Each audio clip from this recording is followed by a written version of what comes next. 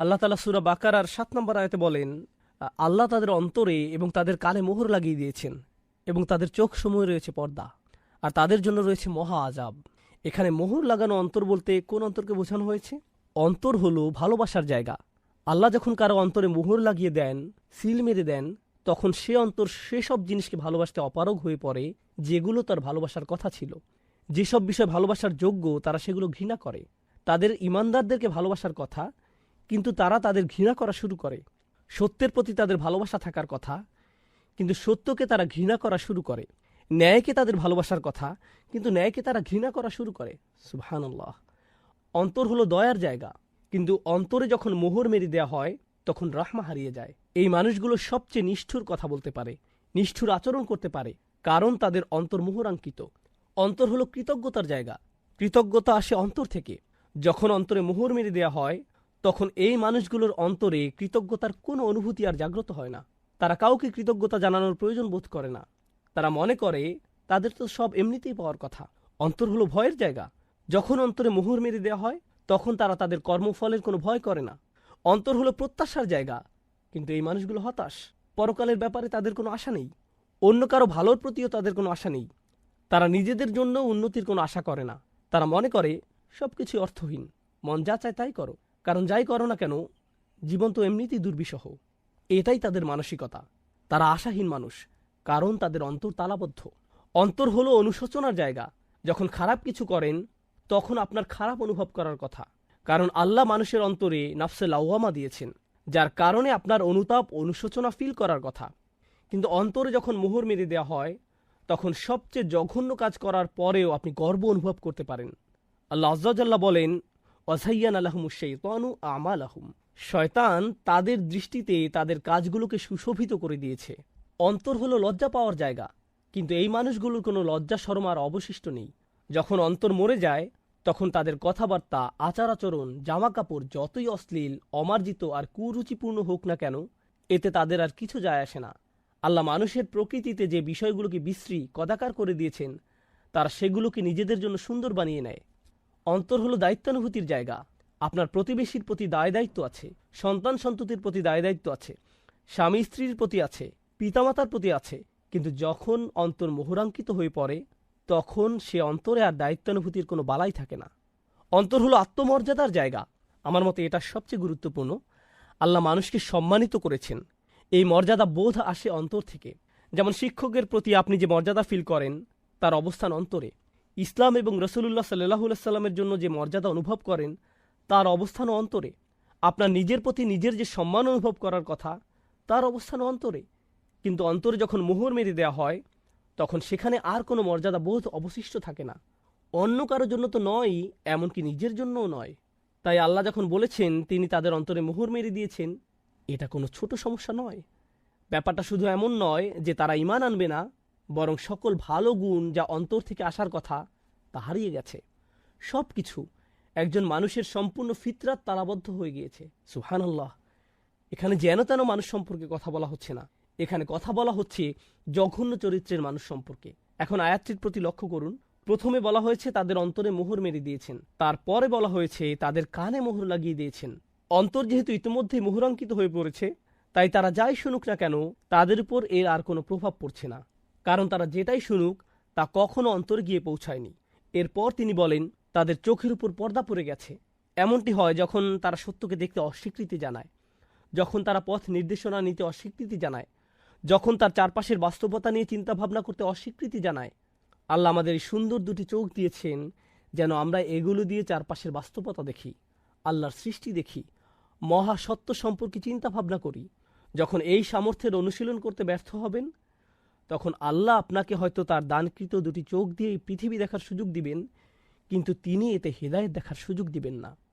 আমাদের চারপাশে যা কিছুই আছে, যত কিছু তিনি সৃষ্টি করেছেন, তিনি বলেন ইন্না ফি যালিকা লাআয়াতুন, এগুলোতে নিদর্শন রয়েছে। যখন চোখের উপর পর্দা পড়ে যাবে তখন আপনি হয়তো পাখি দেখবেন, গাছ দেখবেন, আকাশ দেখবেন, কিন্তু তাতে আল্লাহর নিদর্শন চোখে পড়বে না। আপনি দেখবেন না এগুলো কিসের দিকে ইঙ্গিত করছে। কারণ আল্লাহ রসুল সাল্লাল্লাহু আলাইহি সাল্লামের দায়িত্ব হলো পাপীদের স্মরণ করিয়ে দেয়া। সেই পাপীরা এমনকি সেই পাপীদের উদ্দেশ্যেও আল্লাহ সরাসরি কথা বলছেন। আল্লাহ তাদের উদ্দেশ্যে সরাসরি কথা বলছেন। সুতরাং এখানে দুটি বিষয় ঘটছে। নবীজির কাজ হলো মানুষকে আল্লাহ ও তার দ্বীনের কথা স্মরণ করিয়ে দেওয়া এবং কিভাবে আল্লাহর কাছে ফিরে আসতে হয় তা জানানো, এবং আল্লাহ আমার ও আপনার কাছে কি চান তা জানানো। এটা করার বিভিন্ন উপায় রয়েছে। এটা করার সহজ একটি উপায় হতে পারে আপনাকে অপরাধ বোধে ভোগানো। তুমি এটা করেছো, তুমি সেটা করেছো, তুমি ওটা করেছো, তুমি জানো এই পাপের শাস্তি কি? জাহান্নাম। তুমি জানো এই পাপের শাস্তি এটা, তুমি জানো আল্লাহ তোমার সাথে কি করবেন, তুমি জানো বিচার দিবসে কি ঘটবে। এমন অনেক উপায় এটা করা যায়। আমি আগামী 20 মিনিট আপনাদেরকে এই খুতবা দিতে পারতাম এবং বারবার বারবার স্মরণ করিয়ে দিতে পারতাম যে সম্ভবত আপনাদের জান্নাতে যাওয়ার কোনো সম্ভাবনাই নেই। আমি তা করতে পারতাম, কিন্তু এই আয়াতে আমি নবীজি সাল্লাল্লাহু আলাইহি সাল্লাম এবং স্বয়ং আল্লাহর কাছ থেকে ভিন্ন কিছু শিখেছি। আল্লাহ তার রসুল সাল্লাল্লাহু আলাইহি সাল্লামকে আদেশ করেছেন এমন লোকদের সাথে কথা বলতে যারা নিজেদের নিয়ে লজ্জিত, কারণ তারা পাপে নিমজ্জিত এবং তারা মনে করে আমি এতটাই খারাপ, আল্লাহ আমার সাথে কথাই বলবেন না।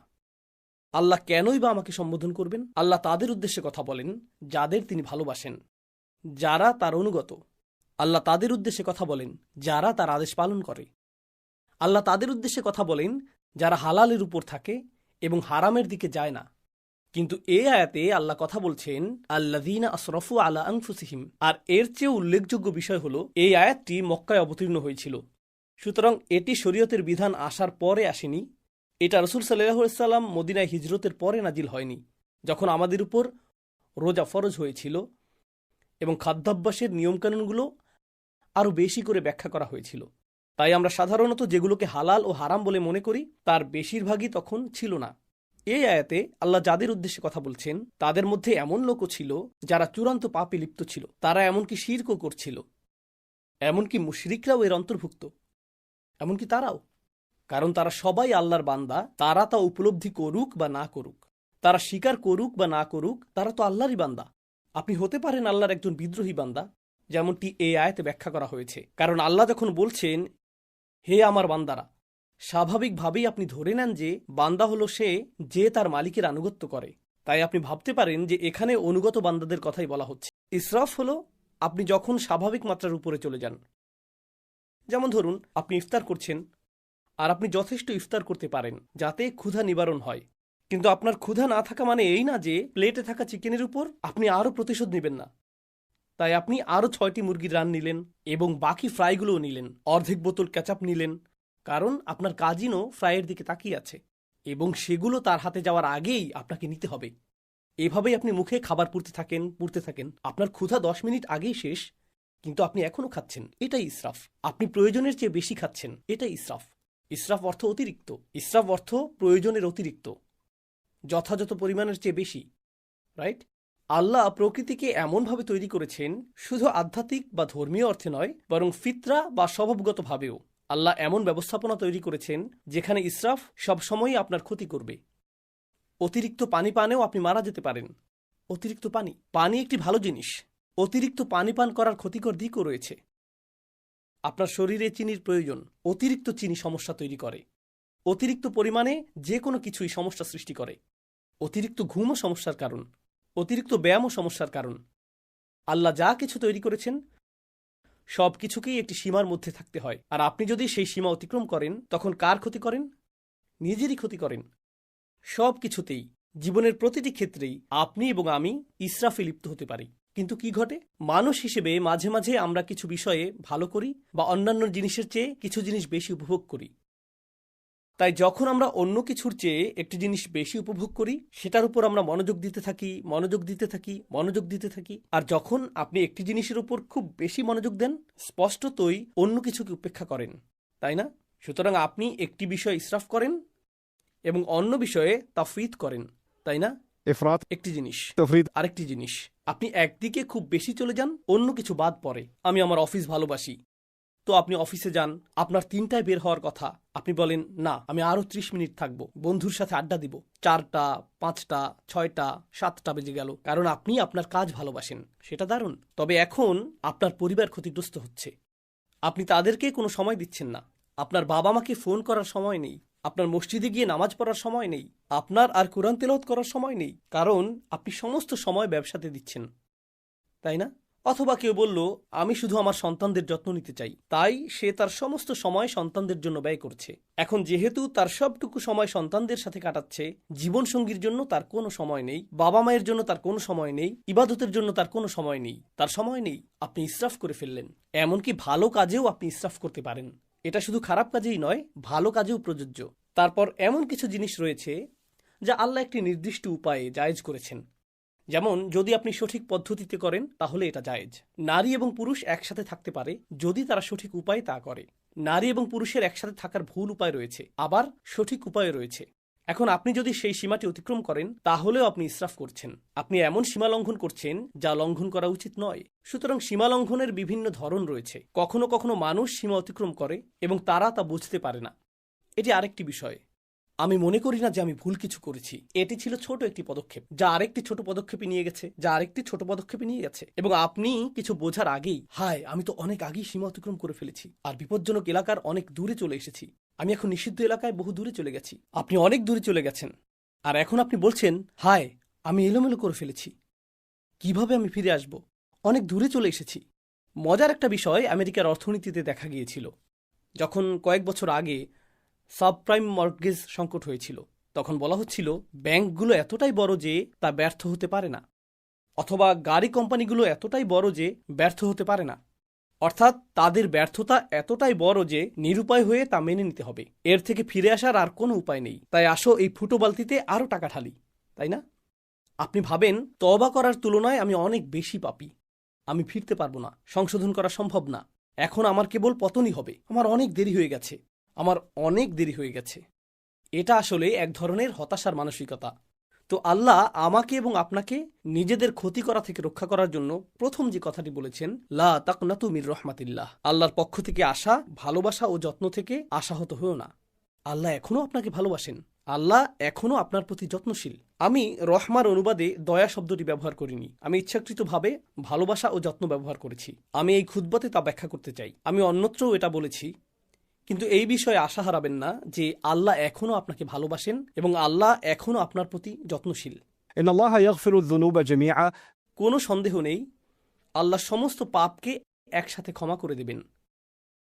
এর সবগুলো, তিনি সবকিছু মুছে দেবেন, সবকিছু ঢেকে দেবেন। إن الله يغفر الذنوب جميعا إنه هو الغفور الرحيم। কিভাবে তিনি তা করতে পারেন? আল্লাহ বলেছেন, এর কারণ একমাত্র তিনিই ভুল ত্রুটির অতিশয় মার্জনাকারী এবং তিনিই সর্বদা প্রেমময় ও যত্নশীল। এটাই প্রথম চিকিৎসা যা আমার প্রয়োজন। দ্বিতীয়টি, আর এই সব কিছু আমি আপনাদের সাথে শেয়ার করছি কারণ আমরা মনে করি রমজান মাস হলো আল্লাহর কাছে প্রত্যাবর্তনের মাস, তাই না?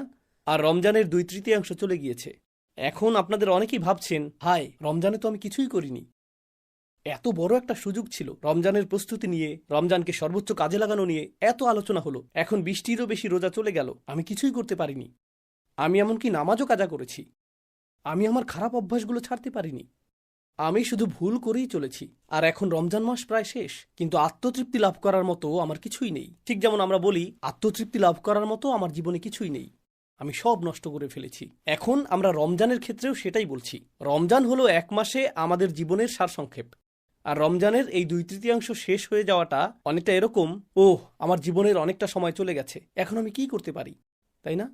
প্রতিবার শেষ 10 রাতে আপনি শুনেন যে আপনাকে আরো বেশি কিছু করতে হবে, আরো বেশি করতে হবে। আমি ভাবছি, আমি তো ন্যূনতম বাধ্যবাধকতাও পূরণ করছিলাম না, আর এখন আরো বেশি করতে হবে? বাদ দেই, আমি আর এর মধ্যে নেই, আমার অনেক দেরি হয়ে গেছে। এটা ভালো মানুষদের জন্য। এই শেষ 10 দিন এবং এই সমস্ত প্রণোদনা, এগুলো ভালো মানুষদের জন্য। আমি তো এই দলেই পড়ি না। প্রথমত, আল্লাহর রহমতের উপর আশা হারাবেন না। আল্লাহ ক্ষমাশীল। বলবেন না, রমজানের প্রথম 20 দিনে আমি কতই না খারাপ কাজ করেছি, হঠাৎ করেই আল্লাহ কেন এটা মেনে নেবেন যে আমি শেষ 10 রাতে ভালো হয়ে গেলাম? কেন তিনি এটা মেনে নেবেন? এটা ঠিক যেন আমাদের জীবনের শেষে অবস্থা। আমরা যদি জীবনের বেশিরভাগ অংশ পাপে কাটিয়েও থাকি, আল্লাহ তবুও আমাদের সব কিছু পরিবর্তন করার, ফিরে আসার একটি সুযোগ দিচ্ছেন। তারপর তিনি বলেছেন, দ্বিতীয় বিষয়টি হল, وأنيبوا إلى ربكم। সর্বান্তকরণে ফিরে আসো। الإنابة العودة إلى الله قلبا। যখন আপনি অন্তর দিয়ে আল্লাহর দিকে ফিরে আসেন, একেই বলা হয় ইনাবাহ, আনতে হবে। أنيبوا إلى ربكم وأسلموا له من قبل أن يأتيكم العذاب। তার সামনে নিজেকে সঁপে দাও, শাস্তি আসার আগে, অনেক দেরি হওয়ার আগে। অর্থাৎ আল্লাহ বলছেন, এখনো খুব বেশি দেরি হয়ে যায়নি, অনেক দেরি হবে যখন শাস্তি চলে আসবে, যার অর্থ হলো যখন আপনার মৃত্যু আসবে এবং তারপরে বিচার দিবস চলে আসবে। তা এখনো আসেনি, তাই আপনার জন্য এখনো দেরি হয়ে যায়নি। অন্যভাবে আল্লাহ একথা বলছেন যে তোমার কাছে সময় আছে। অন্যভাবে আল্লাহ একথা বলছেন যে তোমার আশা এখনো শেষ হয়নি। وأسلموا من قبل أن يأتيكم العذاب ثم لا تنصرون. তখন তোমাদেরকে আর সাহায্য করা হবে না, তখন আর সাহায্য করা হবে না। এটা কেবল হুমকি নয়, বরং উৎসাহ বলার মতো আরো অনেক কিছুই আছে, আমি সেগুলোর উপর বেশি মনোযোগ দিব না। এর সবচেয়ে সহজ অর্থ হলো আল্লাহ যা নাজিল করেছেন তার মধ্যে শর্তের একটি অন্যতম অর্থ হলো নাজিলকৃত সমস্ত বিষয়ের মধ্যে সবচেয়ে সেরা হলো আল্লাহর বাণী, সুতরাং এটা অনুসরণ করো। এর অন্যান্য আরও অর্থও রয়েছে, কিন্তু আপনাদের বিদায় দেওয়ার আগে মনন তৈরি করতে পারি, হয়তো আমরা আমাদের জীবনেও সেটাকে বাস্তবায়ন করতে পারবো। এই ধরনের মানসিকতা তৈরি করা যে আমার হাতে খুব বেশি সময় নেই, আমার হাতে যে সময় আছে আমাকে তার সর্বোত্তম ব্যবহার করতে হবে। বিদায় দেওয়ার আগে আমি আপনাদের সাথে যা শেয়ার করতে চাই তা হলো এমন কিছু লোকের বক্তব্য যারা নিজেদের সময়ের সদ্ব্যবহার করেনি। আর আল্লাহ বলেছেন, আমি চাই না তোমরা এদের অন্তর্ভুক্ত হও, কিন্তু যদি তোমরা এদের অন্তর্ভুক্ত হও একসময় তারা এই কথা বলবে যখন অনেক দেরি হয়ে যাবে। أن تقول نفس يا حسرة على ما فرطت في جنب الله. অর্থাৎ এরকম মানুষ অবশেষে বলবে ইয়া হাসরাতা, অদ্ভুত উক্তি করবে তারা, ইয়া হাসরাতা। يعني حسرت على ما فرطت في جنب الله. আপনি এভাবে বলতে পারেন, আমার আফসোস রয়েছে, আমার আক্ষেপ রয়েছে, আল্লাহর উদ্দেশ্যে আমি যা করিনি, আমার কমতি আছে, আমি যথেষ্ট করতে পারিনি। কথাটা এভাবে বলাটাই প্রত্যাশিত ছিল, কিন্তু আল্লাহ বলেছেন يا حسرة كأنه يخاطب العاقل. আরবি ভাষায় এটাকে বলা হয় استعارة مكنية. সহজ ভাষায় এর অর্থ হলো সে বলবে ও আমার আফসোস। বাংলাতে এটা বোধগম্য অর্থ প্রদান করে না, ও আমার আফসোস। আপনি যখন ডাকেন আপনি কোনো বস্তুকে ডাকেন না, আফসোস হলো একটি বস্তু, একটি অনুভূতি। আপনি একজন মানুষকে ডাকেন, আপনি একজন মানুষকে ডাকেন। এই আয়াতে আপনি একটি অনুভূতিকে ডাকছেন, আর সেই অনুভূতিটা কি? আমার আফসোস, আমার আক্ষেপ।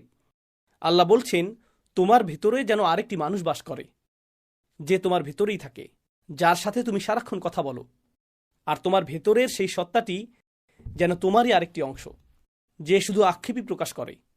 আমি এত ভুল করেছি, ওহ আমি এটা করেছি, ওহ আমি ওটা করিনি। অনুচ্ছেদটি শুরু হয়েছিল হতাশাগ্রস্ত মানুষের কথা দিয়ে, আর এখন কিয়ামতের দিন ওহ আমি ভুল করেছি, আমি আরো অনেক কিছু করতে পারতাম। এমন মানুষ আছে যারা প্রতিদিন অতীত নিয়ে ভাবে, প্রতিদিন তারা হতাশাগ্রস্ত। আমি জানি না কেন আমার সাথে এটা ঘটলো বা সেটা ঘটলো। তারা আজ এই কথা বলছে, আগামীকাল এই কথা বলবে, তার পরের দিন, দিনের পর দিন তারা একই কথা বলবে। 10 বছর চলে যায়, তারা অতীতের কথাই বলতে থাকে, আর তারপর 10 বছর পরে পেছনে তাকিয়ে তারা বলে আমি 10 বছর নষ্ট করেছি। এটাই তারা বলে। على ما فرطت في جنب الله يا حسرة على ما. তারা তাদের আক্ষেপের সাথে কথা বলছে, তারা তাদের ভেতরের আক্ষেপের সাথে ক্রমাগত কথোপকথন চালাচ্ছে। তারা অন্য কারোর সাথে কথা বলতে চায় না। আপনি যদি আপনার আক্ষেপের সাথে কথা বলেন, আপনি আল্লাহর সাথে কথা বলতে পারবেন না। আপনাকে বেছে নিতে হবে আপনি কার সাথে কথোপকথন করতে চান। কথোপকথনের জন্য আল্লাহ আপনাকে বেছে নিতে চান, আর আপনি কথোপকথনের জন্য নিজের আক্ষেপকে বেছে নিচ্ছেন। থামুন, কারণ আপনি যদি নিজের মন না বদলান, একটা সময় আসবে যখন চিরকাল আপনাকে সেই কথোপকথনই চালিয়ে যেতে হবে। আল্লাহ আমাকে এবং আপনাকে এর থেকে হেফাজত করুন, না হলে আমাদেরকে চিরকাল শুধু আমাদের আক্ষেপের সাথে এভাবে কথা বলতে হবে। على ما فرطت في جنب الله. কত বিষয় আমি কমতি করেছি, তাফরিত অর্থ আমি আরো করতে পারতাম, কিন্তু আমি ন্যূনতমটুকু পূরণ করিনি, আমি যথেষ্ট করিনি। অর্থাৎ আল্লাহ এটাও বলছেন না যে সবচেয়ে ভালো সর্বোত্তমটা করো এবং শ্রেষ্ঠত্ব অর্জন করো। না না না, শুধু তাফরিত করো না। তাফরিত হলো যখন ন্যূনতম একটি সীমা থাকে, যেমন স্কুলে পাশ করার ন্যূনতম নাম্বার থাকে, তাই না? ন্যূনতম পাস নাম্বার ধরি এটা 33, সেক্ষেত্রে আপনি যদি 32 পান সেটাই তাফরিত, তাই না? যদি তা অতিক্রম করেন, পরীক্ষায় পাশ করেন, আপনি নিরাপদ। আমি তো সহজেই পার হতে পারতাম, এটা কঠিন ছিল না, আমার কাছে তো খুব বেশি চাওয়া হয়নি। তাই সে বলবে কেন আমি তা করলাম না। وإن كنت لمن الساخرين. আর আমি আল্লাহর সাথে এমনটা করেছি, ফি জাম্বিল্লাহ, এটাও বিস্ময়কর বাক্যাংশ। আমি এমনটা করেছি যখন আল্লাহ আমার পাশেই ছিলেন, অর্থাৎ আল্লাহ আমাকে উৎসাহ দিতে পাশে ছিলেন, আল্লাহ আমাকে সাহায্য করতে পাশে ছিলেন। আল্লাহ কখনো আমাকে ছেড়ে দেননি, আমি আল্লাহকে ছেড়ে দিয়েছি। আমি ছেড়ে দিয়েছি, তিনি ছাড়েননি। তিনি সর্বদা আমার পাশে ছিলেন, ফি জাম্বিল্লাহ, ঠিক আমার পাশেই ছিলেন। জাম শব্দটি আসলে প্রতিবেশী বোঝাতে ব্যবহৃত হয়, والصاحب بالجنب في القرآن مثلا. তাই না? আল্লাহ ঠিক আমার পাশেই ছিলেন, কিন্তু আমি গুরুত্ব দেইনি, আমি কোনো পদক্ষেপ নেইনি। সেই সীমারেখা অতিক্রম না করে নিরাপদে থাকতে যা কিছু দরকার ছিল আল্লাহ সব দিয়েছিলেন, আমি শুধু পদক্ষেপ নেইনি, তাই না? আর অবশেষে সে বলবে, ওয়াইন কুনতু লামিনা সাখিরিন, আর আমি তাদের অন্তর্ভুক্ত ছিলাম যারা তুচ্ছ করে, যারা উপহাস করে। আমি সব কিছুকে হাসি ঠাট্টায় পরিণত করেছিলাম, আমি কোনো কিছুকেই গুরুত্ব দেইনি। তো একদিকে রয়েছে হতাশা, আর আপনি নিজের আক্ষেপের সাথে কথা বলছেন। আবার অন্যদিকে যখন হতাশা না থাকে, আপনি এমন বিষয়ে হাসি ঠাট্টা করছেন যেগুলো নিয়ে হাসি ঠাট্টা করা উচিত না। যে বিষয়গুলো আপনার গুরুত্ব সহকারে নেওয়া উচিত তাতে গুরুত্ব দিচ্ছেন না, আপনি সেগুলোকে হেসে উড়িয়ে দিচ্ছেন, আপনি সেগুলোকে তুচ্ছ করছেন। সুখরিয়া শব্দটি আরবিতে যে ক্রিয়া থেকে এসেছে তা বশীভূত করা অর্থে ব্যবহৃত হয়। যখন আপনি কোনো পশুকে বশ করেন সেটা, تسخير الدابة. তাই না? আল্লাহ বলেছেন পাহাড় এবং মেঘকে তাসখির করা হয়েছে এবং বাতাসকে তাসখির করা হয়েছে, অর্থাৎ সাখখারা। তিনি রাত এবং দিনকে, মেঘ এবং বাতাসকে বশীভূত করেছেন। তিনি এদেরকে অবনত করেছেন যেন তারা বিদ্রোহী ছিল, আর তিনি তাদেরকে অবনত করেছেন। আর মনিব যেভাবে চায় তারা সেভাবেই পরিচালিত হয়। যেমন একটা ঘোড়া যখন বুনো স্বভাবের থাকে, মনিব তাকে বশ করে, পোষ মানায়। আর এখন মনিব এদিকে ঘুরলে ঘোড়াটিও এদিকে ঘুরে। ঘোড়া যখন একরোখা থাকে, কাছে গেলে সে আপনার মুখে লাথি মারবে, আপনি যদি পেছনে যান সে পেছনের পা দিয়ে আপনাকে লাথি মারবে, সে আপনাকে ধাক্কা দিবে, সে আপনার বিরুদ্ধে বিদ্রোহ করবে। কিন্তু একবার সে পোষ মানার পর আপনি যদি ঘোড়া সম্পর্কে জেনে থাকেন, চলার সময় তখন আপনার লাগাম টানারও দরকার পড়বে না। আপনি যদি ঘোড়ার সাথে হাঁটেন, আপনাকে লাগামও টানতে হবে না। সে বুঝতে পারে আপনি ঘুরছেন, আর সে আপনার সাথে ঘুরে যায়। সে আপনার মতো করেই চলে। এটাকেই বলা হয় তাসখির। এখান থেকেই নিজেকে তুচ্ছ করা, অন্যকে তুচ্ছ করার ধারণাটি আসে। গুরুত্বপূর্ণ বিষয় নিয়ে তাসখির করা, সেগুলোকে তুচ্ছ করা, সেগুলোকে অবনমিত করা, এটা একরকম। যে বিষয়গুলি খুবই গুরুত্ব সহকারে নেওয়া উচিত, যেগুলো খুবই বিপজ্জনক, আপনি সেগুলো নিয়ে এমনভাবে কথা বলতে আর ভাবতে থাকেন যেন এই বিপদকে আপনি তুচ্ছ করছেন, আপনি এর গুরুত্ব কমিয়ে দিচ্ছেন। আর অবশেষে মানুষ এরকম কথা বলে, আমি আরও করতে পারতাম, আমি বিষয়গুলোকে গুরুত্ব দিতে চাইনি, আমি এমন হতে চেয়েছি, যারা বলে আমি এগুলো থেকে দূরে থাকতে চাই। আজকে সর্বশেষ একটা বিষয় শেয়ার করতে চাই। সম্প্রতি একজন আমাকে জিজ্ঞেস করেছে কিভাবে আমি একজন কিশোরকে ইসলামে আকৃষ্ট করতে পারি। আমাকে বলেছে আপনার সময় 30 সেকেন্ড, বলুন কিভাবে একজন কিশোরকে ইসলামের প্রতি আকৃষ্ট করা যায়। আমি বললাম, আপনি কি বলছেন, মাত্র 30 সেকেন্ড? কেন? কারণ যখনই আমি তাদেরকে ইসলামের কথা বলি, তারা চোখ ঘুরিয়ে নেয়। আমারও ইসলামিক বয়ান, কখন যে বাবা থামবে, আমার মা তো আসলেই আমি কি এখন যেতে পারি? হ্যাঁ, কথাটা ভালো ছিল, ধন্যবাদ। হ্যাঁ, বুঝেছি, আমরা সবাই জাহান্নামে যাব, ধন্যবাদ। নির্লিপ্ত একটা ভাব।